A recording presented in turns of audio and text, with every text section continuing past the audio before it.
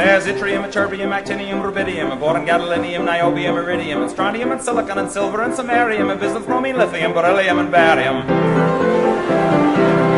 Welcome back. In the last video we talked about what radioisotopes were and what radioisotopes do to come back to its stable state, so it's non-radioisotope form. In this video we're going to cover the next stop one, which is quite related, and it says identify instruments and processes that can be used to detect radiation. Before we start, I want to go over different types of radiation again and why they occur. So we have alpha, beta, and gamma radiation, which I mentioned in the last video. Alpha radiation was just a removal of a helium particle, so that's alpha radiation. And the helium particle had an atomic mass of 4, it had 2 protons, and this was the helium particle. And this was removed if the atomic number of the element was higher than 82. So uranium is the first element which has an atomic number of more than 82, but anything above that is just too big. So these are just too big, and it's going to remove one of these helium particles to become smaller again. So the reason why this happens is to become smaller. We also said we have a beta radiation, and beta radiation was a bit different. In beta radiation we have a changing of, this is beta radiation.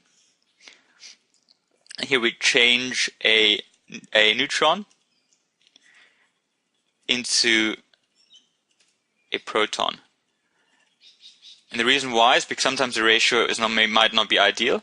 We said that the ratio for elements, not for people, but for elements with the atomic number should be less than 20. The ratio of those should be 1 to 1, which means for elements with the atomic number of less than 20, we should have 1 proton for every 1 neutron. And for atomic numbers for elements which have atomic number greater than 20, it should be a ratio of 1 proton to 1.5 neutrons. But if it's too big, so bigger than 82, is also not good. But yeah, so between 21 and 82, we should have a 1 to 1.5 ratio, whereas any element with atomic number of less than 20 should have a 1 to 1 ratio. So if we have too many neutrons, this is for the ideal state, but if we have too many neutrons, we have beta radiation, because the beta radiation brings the neutrons back down because it changes our neutrons into a proton. And we also have gamma radiation, and the gamma radiation was just that excess energy, which is removed in a ray. You can imagine it to be like a sun ray, but just more deadly. So it's like a ray. These are the 3 different types of radiation, and in this video I'm going to cover ways that we can detect this radiation. So for example, if we have a nuclear meltdown, how do we know if there's radiation around us? We know it because we use these different instruments, which the dot point says. So identify instruments. We need to just know the names of these instruments that are used to detect radiation. So when it comes to dot point, the main thing is to know these names, but I do want to just quickly go over what they are and how they work. So in the Geiger meter, or sometimes also known as a Geiger counter, both of these words are used. What happens is these are used to detect gamma radiation. So remember, gamma radiation was just that excess energy which is removed in the form of a ray. The reason why is because gamma radiation ionizes argon. So you can imagine these red dots here in the middle to be argon. And argon is usually a noble gas, but if there's energy added to it, what will actually happen is electrons escape. So I've written electrons that escape flow into circuits. So this radiation here, which is meant by this squiggly yellow line, will actually make argon lose an electron. So these blue dots are the electrons. So you can see here they've got a blue dot which is going into a circuit. So argon has lost its electron, and these electrons join the circuit, and then they flow. So they flow in the circuit, and when they flow in the circuit, what will actually happen is this electron flow produces sound. That's the whole clicking sound, click, click, click, click, click. That's the Geiger counter, or the Geiger meter. So in that case, if we have gamma radiation present, what that means is it will actually produce electricity, and that electricity will produce that sound. So people will go around with that Geiger meter, and if they hear that clicking, that click, click, click, click sound, that means that gamma radiation has ionized argon. so gamma radiation is present. So they know that there is some radiation close to them. We also have the cloud chamber. And with the cloud chamber, it detects alpha radiation. Alpha radiation is actually the most deadly type, but it's usually not as bad as gamma radiation. And the reason why is because it can't even penetrate paper. So if this were paper, alpha radiation wouldn't be able to go through it. It will try, but it wouldn't be able to go through even paper. So even though it's more deadly, in terms of if it hits you, it's more deadly, but it can't penetrate much. Whereas gamma radiation can penetrate even lead, so it's a lot more. Its alpha radiation is detected by something called a cloud chamber.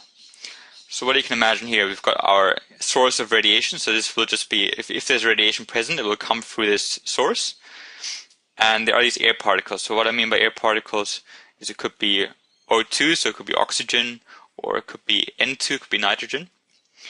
And these air particles will be ionized by this radiation. So what I mean by ionized is we'll just lose some electrons, and these purple dots will fly around as the ion form and hit condensed alcohol particles. So these alcohol particles are just floating around in the air. They're vapor. So at the moment they're vapor. So alcohol vapor, and what vapor means, it's gas. But as soon as these ion particles hit it, it'll become liquid, it'll be condensed, become liquid. So alpha radiation ionized air particles. Ionized air particles condense alcohol. So once these ionized air particles are present, what will happen is you will have a cloud is produced. I wrote cloud is produced. So you'll have a cloud appearing, because the ionization has led to condensation of alcohol in the air, which means if alpha radiation was present, we can know that because a cloud will appear. If the cloud has appeared, that means alpha radiation is present. We also have something called film badge. This is often used, if you have those people in their suits and they go into any place that has radiation, they have to have their suits on. And what they'll often have is they have these badges, which you might have seen people will look at movies, and they look at some badge to see how much radiation there is. And the way this works is it absorbs radiation and it changes color if radiation is present. So it detects two different types of radiation. It detects beta and gamma radiation. And what happens is these films, you can see there are different shades. And when there is radiation present, they will change color. There's usually different types of films. There's some which are fast absorbing, which means that even the small dose will make them change color. And that means that even if there's only a small amount of radiation, they will know it because that fast absorbing film has changed color. Whereas the slow absorbing one takes a lot longer. And this works with high doses. So if there's a high dose, then over time the slow absorbing film will also change color. So they can differentiate not only if there's radiation present, but how much radiation is also present. So for people who work in nuclear areas, they'll have that on, and then they can see, okay, is there radiation present? Is it really bad or is it not too bad? And they can make a decision, should I leave the area or should I stay? And these film badges are often used in those kind of scenarios. When it comes to this dot point, because it says identify instruments used, the main thing is just remember the names: Geiger counter, cloud chamber, or film badge. These would be 3 instruments. But again, just if you know roughly how it works, it's easier to remember as well. And I mean, it's also more fun as well. So these were just the way it works, but the main parts are the names of these different instruments. So I hope that was useful. Thank you for watching.